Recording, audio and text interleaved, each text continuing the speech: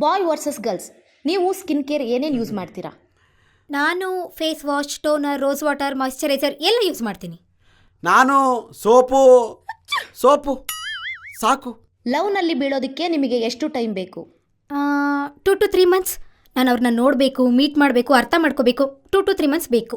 ನನಗೆ ನಾನು ಕಳಿಸಿರೋ ಮೆಸೇಜ್ಗೆ ರಿಪ್ಲೈ ಮಾಡಿದ್ರೆ ಸಾಕು. 5-6 ಹುಡುಗಿ ತಿರುಗಿ ಸ್ಮೈಲ್ ಕೊಟ್ಟರೆ ಸಾಕು. ನೀವು ಟ್ರಾವೆಲಿಂಗ್ಗೆ ಹೋಗಬೇಕಾದ್ರೆ ಎಷ್ಟು ಬ್ಯಾಗನ್ನು ಕ್ಯಾರಿ ಮಾಡ್ತೀರಾ? ಬಟ್ಟೆ, ಸ್ಲಿಪ್ಪರ್, ಮೇಕಪ್ 5 to 6 bags.